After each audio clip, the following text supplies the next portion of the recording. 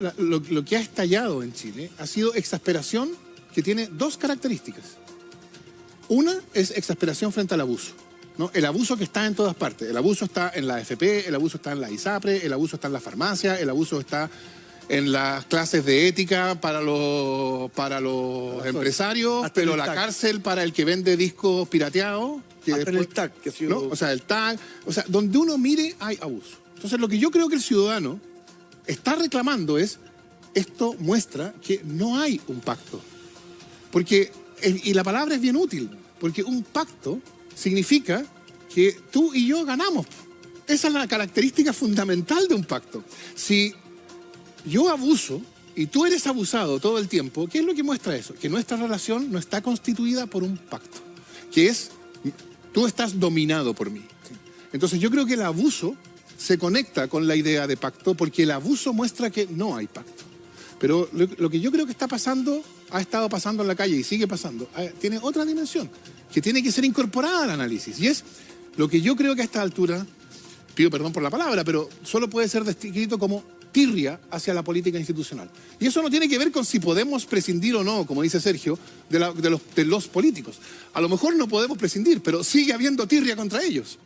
Y entonces la pregunta es, ¿por qué hay tirria contra los políticos? Y yo creo que la respuesta es porque el ciudadano, cada vez que se relaciona con alguien que tiene poder, con la AFP, con la ISAPRE, con el banco, con la farmacia, con el supermercado, con lo que sea, cada vez que se relaciona con alguien que tiene poder, se siente abusado. Y entonces su frustración, en primer lugar, se dirige en contra de la AFP, en contra del ISAPRE, en contra del banco. Pero en segundo lugar, se dirige en contra de los políticos. ¿Por qué los políticos no evitan? Marchamos 1 millón de personas contra la AFP. ¿Han discutido los políticos la posibilidad de tener un sistema sin AFP? No, no lo han discutido. Y entonces el ciudadano se pregunta, ¿por qué no han discutido y decidido? ¿Por qué no me representan? ¿Por qué no me protegen del abuso? Ya, y la respuesta que se da es porque son instrumentos del poder económico.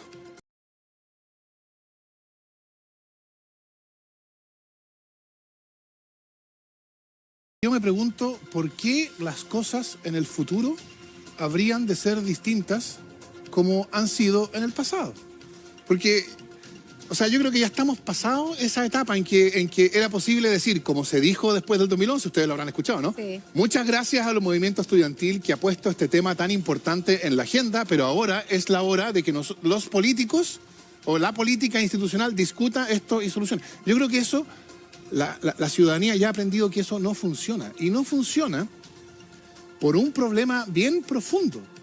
Y es ese problema el que hay que identificar. ¿Cómo es posible, por ejemplo, que por más de una década, y estos números son genuinos, por más de una década, más de 1 millón de veces las ISAPRES hayan sido condenadas por violar derechos constitucionales de sus clientes? Nótese, más de 10 años, más de 1 millón de veces, violación de derechos constitucionales y no haya pasado nada. Y entonces uno dice, esto no puede ser, los políticos tienen que juntarse y arreglarlo. Ya, pero si no pasó en los últimos 10 años, ¿por qué habría pasado en los próximos 3 meses? ¿No? Entonces, hay un problema más profundo que simplemente apelar a, ya, pues póngase de acuerdo, porque eso también infantiliza la discusión política. No es que no se ponen de acuerdo porque están peleando, porque son peleadores. No se ponen de acuerdo porque hay visiones distintas de cómo debe organizarse la salud, debe ser un derecho social o debe ser una mercancía, y lo mismo para la educación, y lo mismo para las pensiones, si tiene que ser un sistema pensado para la AFP o pensado para los pensionados. Esas son las cuestiones que explican por qué se pelean, pero no es una pelea infantil. Y el problema es que tenemos un sistema político que es la Constitución, en el segundo sentido que yo decía, ¿no? La Constitución como esta decisión fundamental sobre cómo se organiza la política, que hace que sea imposible eficazmente combatir el abuso. Y es cosa de que recordemos algunas cosas que han pasado en los últimos años. Se intentó, porque la política ha tratado de hacer cosas, se intentó crear un servicio del consumidor para proteger consumidores. Sí. Inconstitucional, prohibido por la Constitución. Se intentó que las empresas... Déjame anotar eso, porque eso sí nos pasa a todos. ¿Ya? Toma. Entonces, cosas que se han intentado, no estoy inventando yo, cosas que se han intentado, se han legislado, se ha dictado una ley y después nos hemos descubierto que son inconstitucionales. Que eso está en la Constitución porque asegura y resguarda mis derechos. Bueno, ¿verdad? El legislador decidió que era necesario un CERNAC fuerte, porque con un CERNAC débil no se protege al consumidor. Entonces, hablamos del león sin dientes. Exacto, era un león sin dientes y hubo mucha presión. y hubo discusión política y, en fin, se dictó una ley del CERNAC. CERNAC. Y después la Constitución impedía que tuviera dientes. Esa nueva ley del CERNAC creaba un CERNAC con dientes. ¿Ya? ¿Y? Inconstitucional. Esto fue declarado inconstitucional por el Tribunal Constitucional. Ya. Prohibido por la Constitución que tenga dientes. No que exista un CERNAC.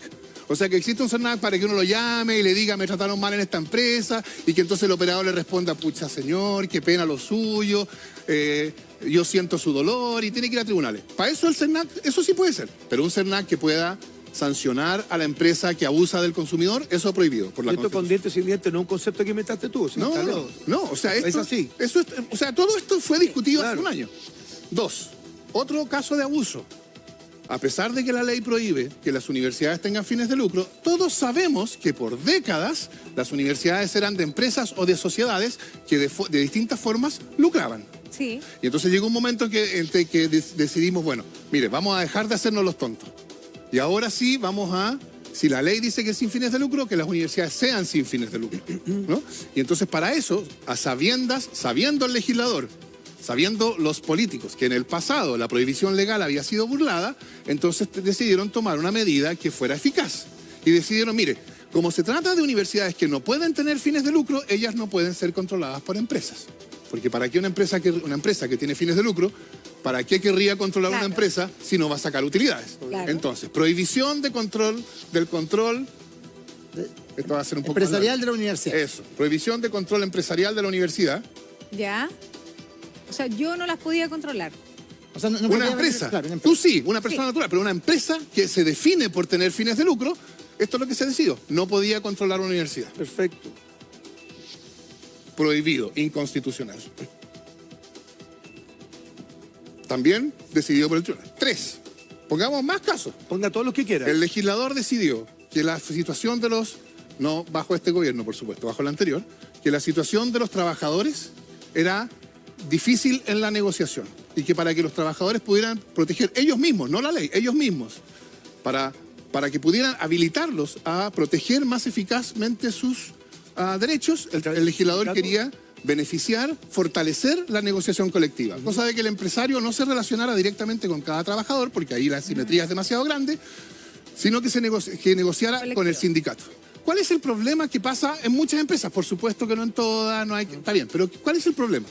El problema es que a veces algunos empresarios lo que hacen es fomentan el surgimiento de grupos ad hoc de trabajadores que se arman solamente para negociar y entonces ponen a los trabajadores en guerra entre ellos. Y de ese modo, algunos empresarios obstaculizan la negociación colectiva y debilitan al sindicato. ¿Qué dijo el legislador? Dijo, para evitar ese problema, la negociación colectiva tiene que ser con el sindicato. No puede haber estos grupos especiales que surgen para la negociación. ¿Ya? ¿Qué ¿no? pasó? Esto es lo que se llamó titularidad sindical.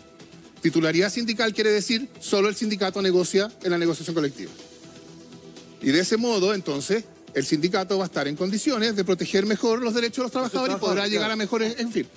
Yo Inconstitucional. pensé que eso existía. fíjate. No. Se lo rechazaron. Inconstitucional totalmente. Es que lo que pasa es que se anuncia la ley, pero después Pero llega al obvio. tribunal y dice, no vale. Entonces, Eso es, po. inconstitucional, son todos casos esto. ¿Para qué hablar ¿De del qué? caso del aborto? 4, aborto. El legislador decide que el aborto se justifica en 3 causales, ¿no? Y que la objeción de conciencia la puede oponer un médico individual que tiene una no conciencia, las instituciones. pero no la puede oponer la institución. Pero claro, eso afectaba a la Universidad Católica y la Universidad Católica tiene demasiado poder.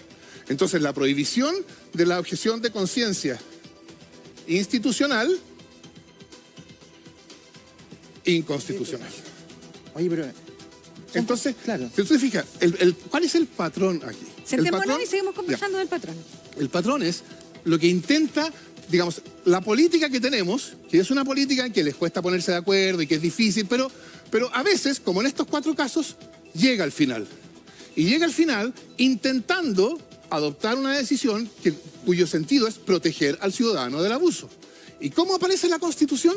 ¿Aparece la Constitución del lado del ciudadano para fortalecer esa protección? No, aparece del lado de las empresas protegiendo a las empresas para que no haya un CERNAC poderoso. Aparece del lado de las empresas que quieren ser dueñas de universidades para protegerlas para que puedan ser dueñas de universidades. ¿Aparece del lado de los sindicatos? No, aparece del lado de los empleadores. ¿Aparece del lado de las mujeres que quieren abortar en esas 3 circunstancias extremas? No, aparece del lado de los poderosos como la Universidad Católica que quieren excluirse ellos mismos. Y entonces el ciudadano dice, digamos, el ciudadano no se lo dice, el ciudadano se dice, por supuesto, el problema que yo tengo es que la Constitución es un problema y necesitamos una nueva Constitución. No se lo dice así porque el ciudadano no usa el lenguaje del abogado, es obvio. Lo que el ciudadano dice, estoy hasta aquí de que me abusen y los políticos no sean capaces de solucionarlo. Pero esta es la razón, esta es la Constitución. Para el que maneja los violines de la marioneta universal, para el que ha marcado las barajas y recibe siempre la mejor, con el as de espadas no domina y con el de bastos entra dar, marcha, 1, 2, no puedo ver tanta mentira organizada.